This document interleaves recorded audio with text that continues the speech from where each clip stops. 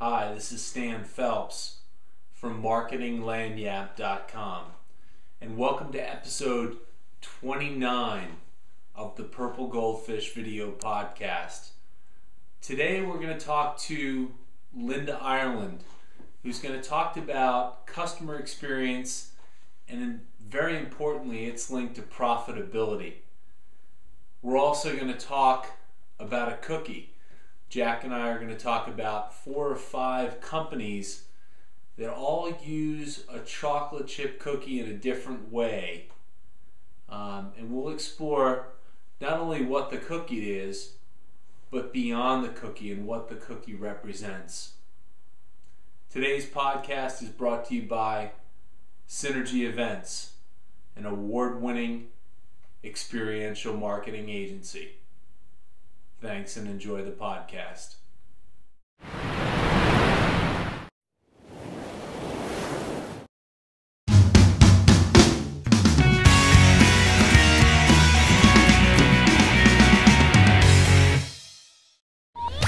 Indeed.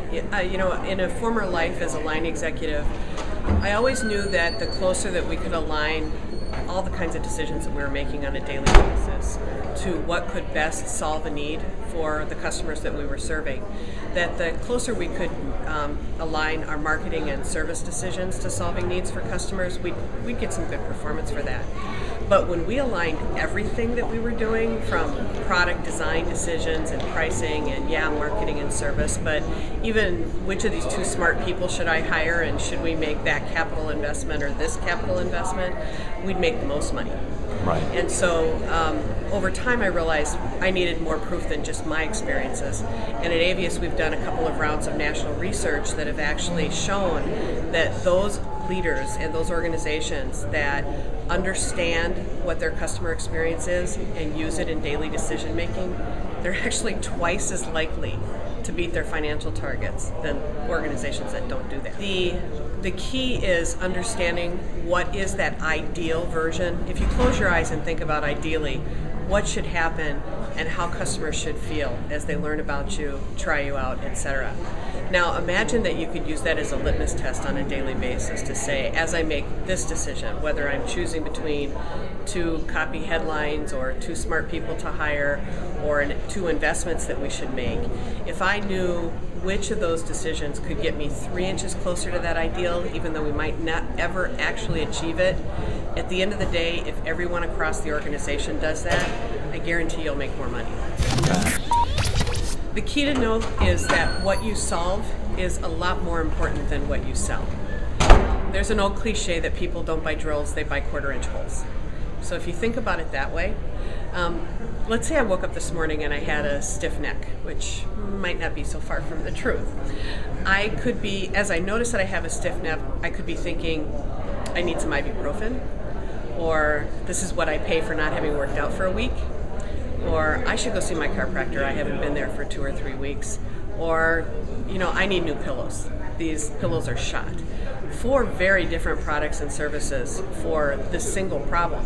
Now, notice when I wake up and I think I have a stiff neck, I didn't say I need ibuprofen. Psychologically, we think about the problem, the desire that we're trying to solve.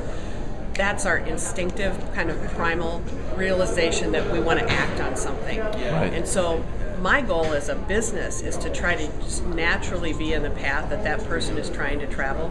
How do I get in the way of that, what I call a triggering need? How do I get in the way of that? Maybe even cause more of them. Not that you'd want to have cause people to have stiff necks, but how could you get in the way of things that would cause people to realize they have a need you could solve? Welcome back to another episode of the Purple Goldfish. Jack Campisi along with your host Stan Phelps. How you doing? Remember that Seinfeld episode when they're in the bakery and they get the black and white cookie? And love the black and white cookie. Look to the cookie, Elaine. Look to the cookie. Well, today I want to, if you don't know that, look it up on YouTube. And shame on you. Today I want to look to the cookie. There is a thread running through our website about cookies, chocolate chip cookies in particular, right? In particular, but cookies. And who was it? Malcolm Gladwell, yeah. He's once said this: the little things that can make the biggest difference, and a chocolate chip is a pretty little thing, Right. but it seems to be making a big difference here. Right. So let's talk cookies. Right. Well, I think we have to start. We have to pay homage to the Hall of Famer, Once again, we're going to mention DoubleTree.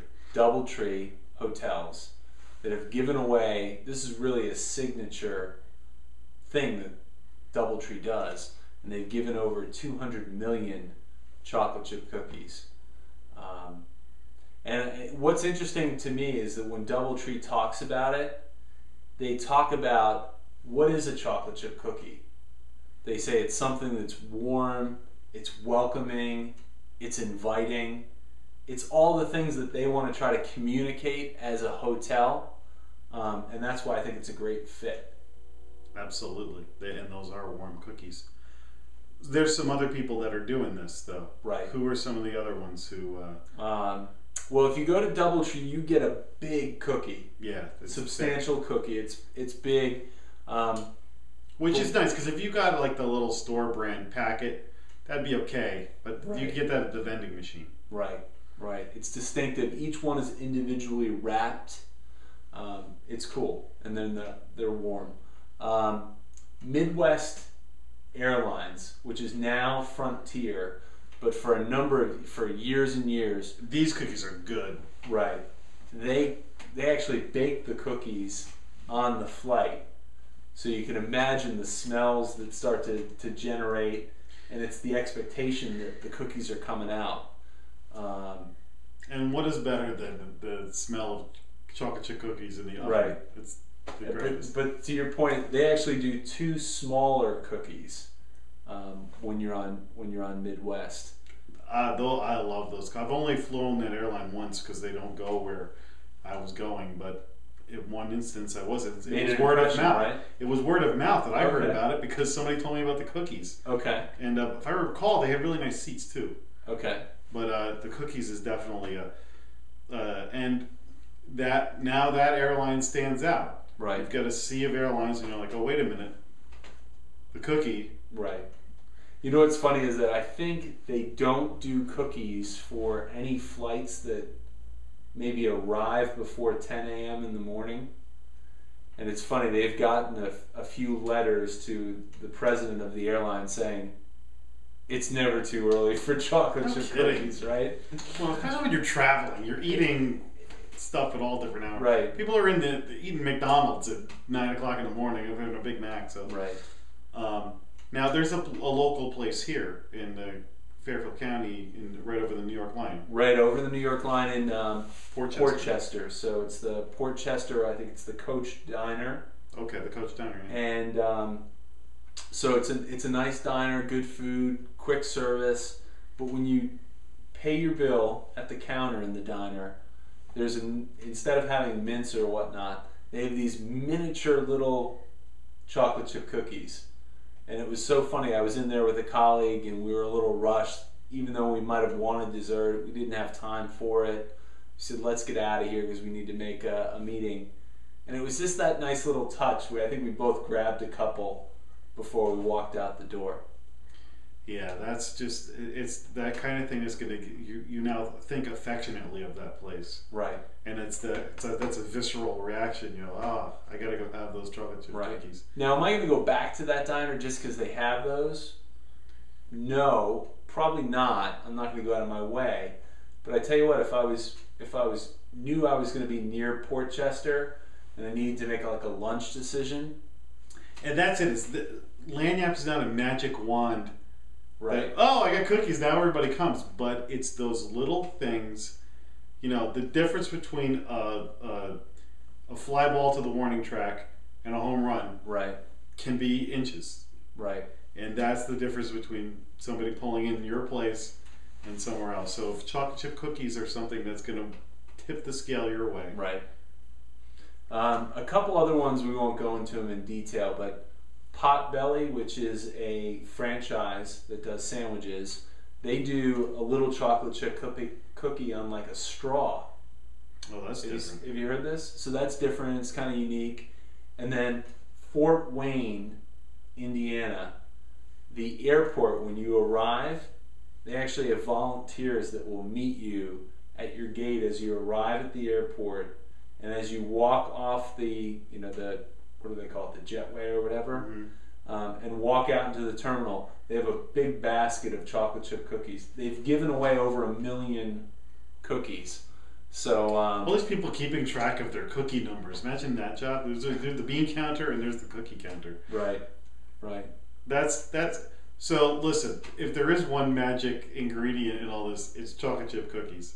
Right, and it's not about the cookie. It's not about the cookie, but it's all about the cookie. What was it? Look beyond the cookie, or look at the cookie? Look to the cookie. Look to the cookie.